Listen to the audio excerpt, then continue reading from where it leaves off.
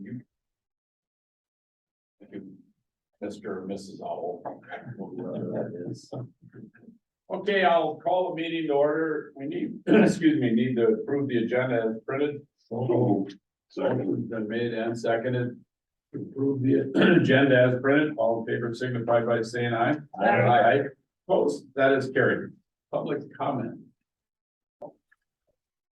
Seeing none, hearing none, moving on to communication shared by solid waste board members. Anybody have anything? Paul's here. Paul? You'd be surprised if why didn't he call in? Where is he? And some like church. Oh, okay, all right, that's very unusual. You remember he was on that road trip. Yeah, He called in from. Yeah. I don't know where no, that he has was. other things going on today, so. It's down to 4. Oh, Yeah. oh, okay, I knew there was some, probably some reason, major reason, whatever, so, okay, move on to, would we need to approve the minutes of September 21st? Motion is made and seconded. All in favor of that motion signify by saying aye. Aye. Opposed? That has carried. We're all ready, see Doug? We're all ready. Along. Well, now you're. I'm on it. This should be all. This needs. That's always way too wordy for that. It should be, we're going into closed session and we're gonna do whatever we have We're to talking do. about potential litigation. Yeah, that's, yeah. Or pending, I should say. Pursuant to section 19.85, parent 1, parent G, Wisconsin statutes, at this point in the meeting, the board shall consider a motion to convene into closed session for the purpose of conferring with legal counsel for the government body who is rendering oral or written advice concerning strategy to be adopted by the body with respect to litigation in which it is or is likely to become involved as it relates to Snell Road landfill notice of claim for groundwater drawdown event. Almost had to take a break. That's your motion. That's the motion. And it's been seconded. We need a roll call Jerry, Yes. Kevin. Yeah. Howie, Yes. Doug, Yes. Pat, Yes. and Shauna. Yes. We are now in closed session. Okay, hold on one moment. Okay, oh, thank you. Really nice. Okay, now we need a motion to proceed with the litigation, if that would be. Is there any particular wording like? No, I think you could say there's a motion to proceed, with the ongoing litigation and submit, correspondence, to the, other potential party in this case. That's what I thought I said. Thank you. So I'll make the motion that you thought you said. And I'll second it. Okay, motion's been made and seconded to proceed with the litigation. All in favor signify by saying aye. Aye. Opposed, that is carried. Thank you, Ron and Chris. Thank you very much. I will sign off. Thanks. Thanks, Ron. Thanks, Thank Joe. We'll go to the recording and put that language in the. Well, you're recording now, aren't you? Yeah. Okay. It's probably all recorded. The whole thing. No. Follow us forever. Yeah, that would be one more. No, I just didn't. Well, we can sit more since Sure, we're- Sure. Hey. Okay, good stuff. Okay, why don't you pull up the email? Oops. There you go. So at the last meeting, we talked about the commendation memos for the employees that were involved with the July transfer station fire, so what we did is we, put together a little write-up and, sent it off to the county executive team, and they included it in last Friday's email blast, to all the employees, and I think supervisors, I think county board supervisors get this, but obviously Yeah. citizen members, I'm not sure you get these emails, but, it basically went through our write-up that, explaining the transfer station fire on July 8th at 11:30 p.m. and Kathy Hutter, Jack Dodd, Brittany Neitzel, and Cassie Stodmiller responded, in the middle of the night to assist with coordination and communication efforts as the Oshkosh Fire Department and Solid Waste Department staff safely extinguished the fire smoldering waste materials. Edith Tews, Joseph Thompson, and Ryan Callis reported during normal business hours, and this was a Saturday morning, to ensure daily operations continued. All employees involved truly exemplified teamwork, flexibility, and exceeding expectations in the pursuit of ensuring that operations of the county continue regardless of the challenges faced. I sincerely appreciate their dedication and commitment to the solid waste department operations. And again, a commendation was given to these employees by the HR department, by myself, and it's been added to their employee files. And then I had also sent John and the executive staff a link to a virtual tour of our Tri-County recycling facility. Because when I had a one-on-one with him last week, he had a few questions and he was a little confused on what we actually did here and what is being done up in Outagamie County. So he included the link to this video. If anybody would like to watch it, it's about 18 minutes long. It's a little funny and a little informative, and we can certainly send you the link for that if you want to watch it sometime.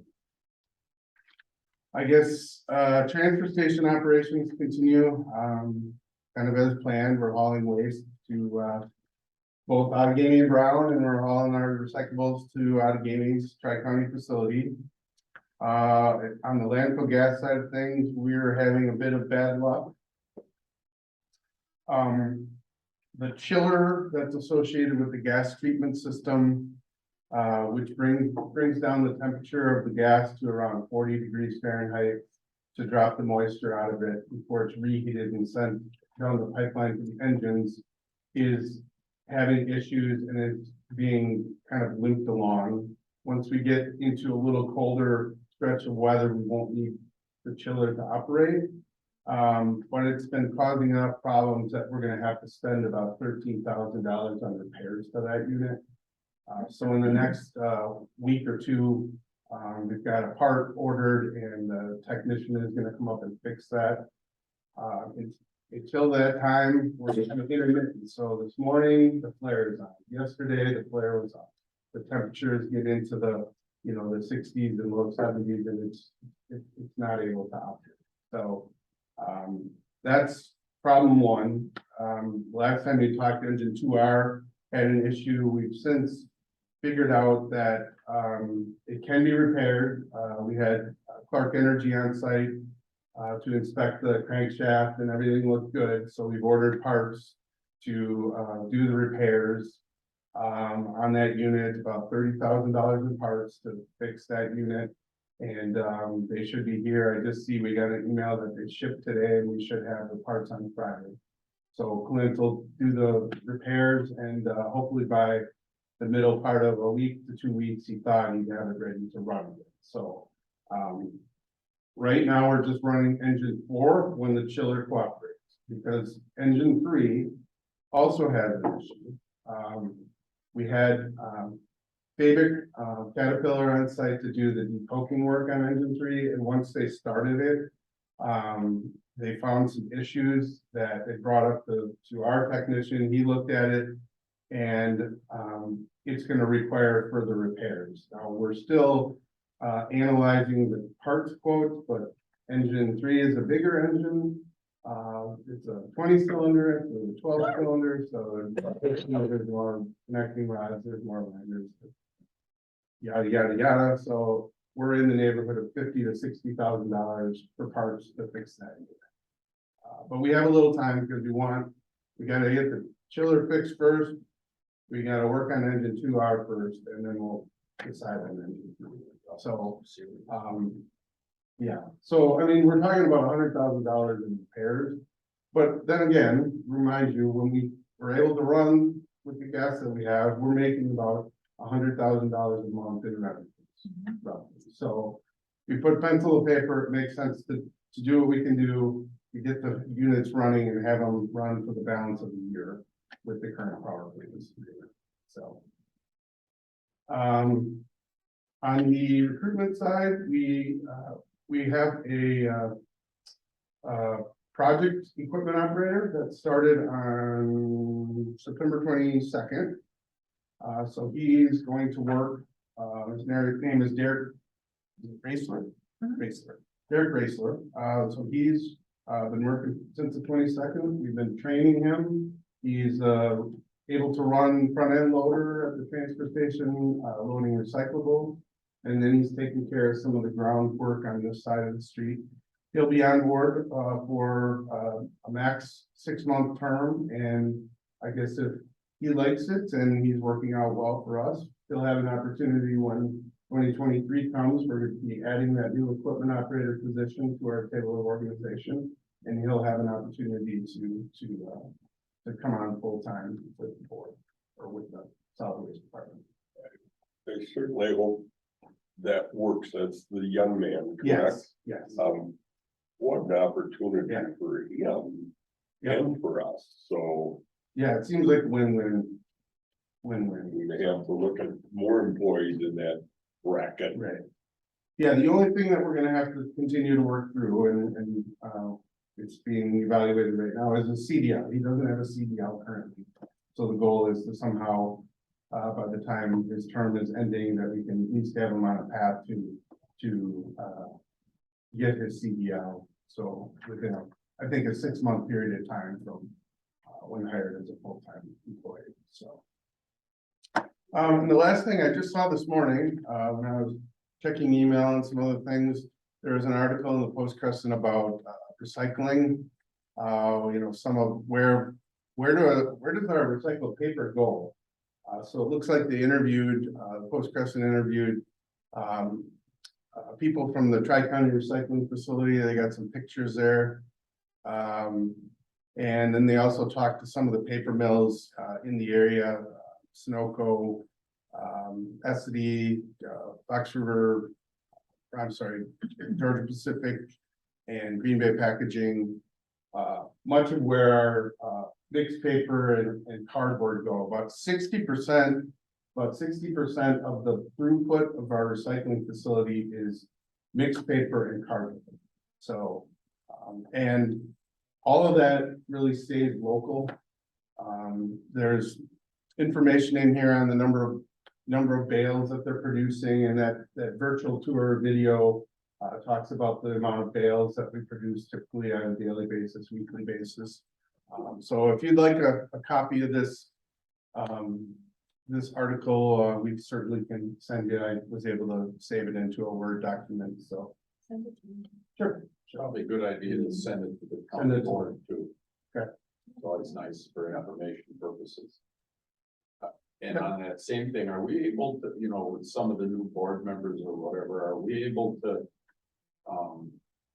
ask if there's any interest in viewing that recyclable or the recycling facility over there and see how it operates or whatever, if anybody wants to do that, I'm sure we can arrange. We certainly can. In fact, Jessica Hanson, our communications person, is actually filling a void up there because Allegheny County lost their communications and coordinator. We used to do the tours, so actually Jessica was just up there yesterday afternoon doing a tour of the MRF. So if any of you, if a group would like to go through it. Ever see that, Doug? Yeah. I was there when they pointed out that it needed a little paint. Oh, that's right. That's right. Paul. Yeah, so if there's any group that would like to go, or an individual for that matter, then just let me know. And we could, It is certainly But very, I would highly recommend just taking a look at we'll send you the link to the virtual Yeah. tour. It's kind of interesting, it's kind of funny, but it does go through the do's and don'ts of, you know, what to throw into your car. So, How much did the ball save us again? 56 million or 50? 48. 48 million over 16 years. And, yeah, throw a few more in there before Brown County opened up. Yeah. That was a good decision. Yes, yes, it was. Yes, it was. So that's basically all I had on my. Okay, if anybody, I just have one thing, just want to say how much I appreciate that the guys that came in at midnight got recognized for that. When I was running for the board, few employees that reached out to me, and of course, they wanted me to fix everything wrong with Winnebago County, but the theme that everybody said that worked for Winnebago County was they didn't feel appreciated. And I always kind of think if you take a job for money, you're gonna leave for more money, but if you take the job that you're comfortable with and you get appreciated, in my own business, I can't match any of the wages that are out there now, so I try to say thank you twice a week and that sort of thing. So I think the county is doing a much better job now, the whole employee picnic, everything else. That was the theme that I heard from everybody when I was campaigning. Yeah, go ahead. And one more thing too, just, it occurred to me, today, just that the fact that the employees showed up at 12:30 a.m. or whatever, that probably mitigated a lot of expense. Just to have the people that know the facility, and you have a big, had, you know, kind of what could have been a catastrophe or whatever. I felt that really was very value based. Oh, definitely. I guess without the assistance of our staff and our equipment, and like you said, knowing the inside of that facility, it would have been much more of a challenge for the Oshkosh Fire Department to get that smoldering waste pile put out. So there's a great team effort to make it happen, so. should I put on the future agenda, like donation from, how much money did you guys raise? Donation towards maybe like, cleaning up the pond over. Stocking the pile would fit into what our. Well, we can do that. There you go. There's nothing wrong with that. We could stock the pond, whatever. Just put that in the back. I remember a long time ago in your other life, you talked about that kind of stuff. Anyway, that's fine. If there's any, future agenda items or whatever, get in touch with John and whatever. So otherwise, if there's Move no to other adjourn.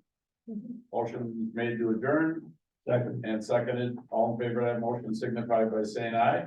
Aye. Opposed, that is carried and we are adjourned. Okay. Thanks for